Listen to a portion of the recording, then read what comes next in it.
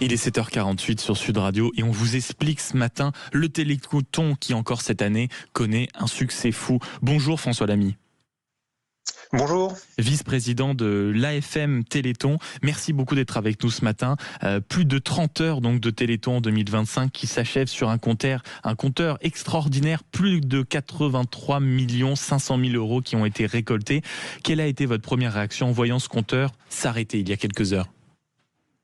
Alors tout d'abord, un très grand merci à tous les donateurs, tous les bénévoles mobilisés sur le terrain. Ça a été vraiment une très belle émission avec une marraine qui a vraiment fait péter les scores comme elle l'avait. C'était son ambition et vraiment elle a répondu présent. C'était la chanteuse Santa, c'est ça ?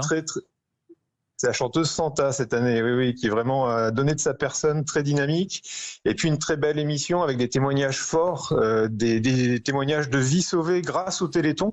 Donc grâce à ce compteur qu'on fait tourner tous les ans, et aussi d'autres témoignages de patients et de parents de patients qui attendent, qui sont aujourd'hui sans solution toujours, pour lesquels on doit continuer à faire bouger les lignes. C'était le leitmotiv cette année, continuer à faire bouger les lignes au 36-37, puisque les lignes restent ouvertes pendant une semaine, et puis le téléthon1.fr qui est disponible tous les ans. C'est toujours ce qu'on se pose, vous savez, dans le débat public, dans les discussions, quand on voit de telles sommes récoltées, on parle de 83 millions d'euros. Très concrètement, François Lamy, demain, ces sommes, elles vont servir à quoi concrètement ? Concrètement, elles vont continuer à financer la recherche. C'est plus de 350 programmes de recherche qui sont financés grâce au Téléthon. Donc sans le Téléthon, ces programmes de recherche n'existeraient pas. C'est des programmes extrêmement ambitieux et qui fonctionnent avec des résultats qui sont extraordinaires. On a vu cette année le petit Sacha qui est atteint d'une maladie extrêmement grave, la myopathie de Duchenne, qui cloue les enfants au fauteuil à partir de l'âge de 12 ans. Et bien Sacha, 9 ans, a réussi l'exploit cette année de monter au 2e étage de la Tour Eiffel à pied. C'est 670 marches. Et ça n'aurait pas été possible sans les fonds du Téléthon. Donc voilà, ça vraiment c'est de l'argent qui vraiment fait la différence avec des recherches qui trouvent des médicaments. Et maintenant, ce qu'on souhaite, c'est accélérer. Parce que la recherche, ça coûte cher et ça marche. Donc on fonce. Et quand vous parlez justement d'une accélération, c'est ce que vous entendez quand vous qualifiez régulièrement, je l'ai entendu à plusieurs reprises, la nouvelle médecine impulsée par le Téléthon, c'est-à-dire qu'en réalité, vous amenez justement peut-être un éclairage sur certaines maladies, sur certains remèdes et surtout une manne financière. Oui, bien sûr. Et ce qui était un espoir, un rêve, qui est devenu un espoir, ça devient une réalité aujourd'hui. Et dans certaines maladies aujourd'hui, et on est... Quand on demande aux chercheurs ce qui leur manque pour pouvoir aller plus vite et pouvoir mettre à disposition ces médicaments, ils nous disent de l'argent parce qu'en fait, ils ont déjà mis au point les médicaments, mais les étapes de validation des médicaments, les essais cliniques chez l'homme coûtent très cher et donc c'est ce qui manque aujourd'hui. Donc on continue à accélérer et le Téléthon, avec la lumière qui est mise sur les maladies rares, permet vraiment de faire la différence, de placer la France en tête au niveau mondial dans la recherche dans ces thérapies de pointe. Donc c'est une vraie fierté nationale qui est rendue possible à tous les Français qui se mobilisent, 280 000 bénévoles, des millions et des millions de personnes présentes sur des animations partout en France.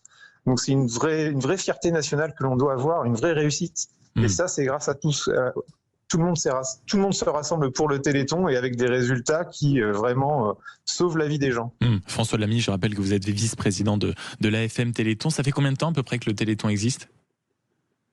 C'était la 39e édition cette année, donc la 40e l'année prochaine. Donc on se prépare encore à une fête encore plus folle l'année prochaine. Parce que vous voyez, on est déjà tourné vers l'année prochaine, même si cette édition est à peine n'est pas refermée, puisque je l'ai dit, les lignes sont ouvertes, mais voilà, ça ne s'arrête jamais.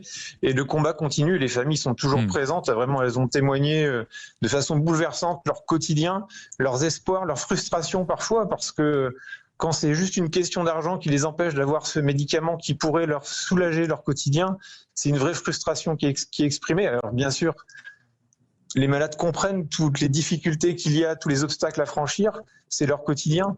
Mais voilà, on a vraiment envie d'accélérer pour elles et pour nous.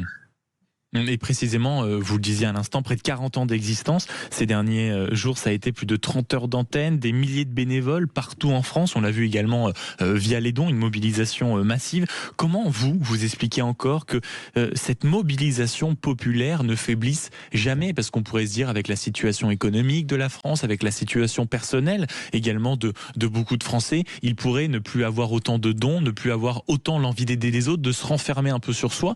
Comment vous expliquez que les Français soient toujours au rendez-vous? Parce que les Français sont généreux, les Français ont envie de se rassembler et le Téléthon est vraiment un événement qui permet cela.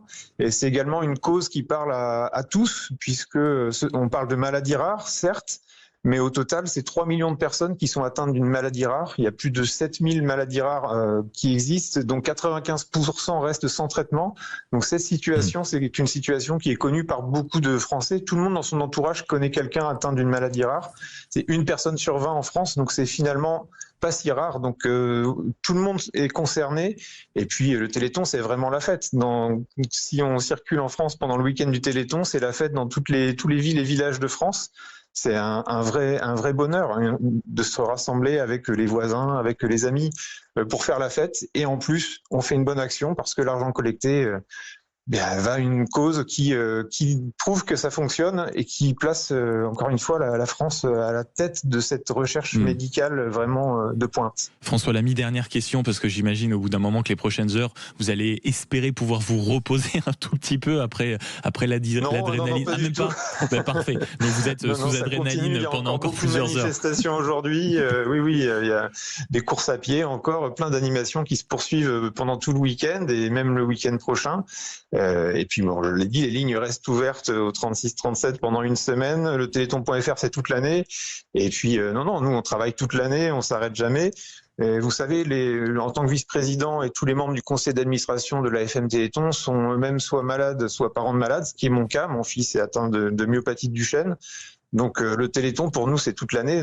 C'est le quotidien des maladies et on se bat au quotidien contre ces maladies pour tous les parents, toutes les familles qui sont touchées par la maladie.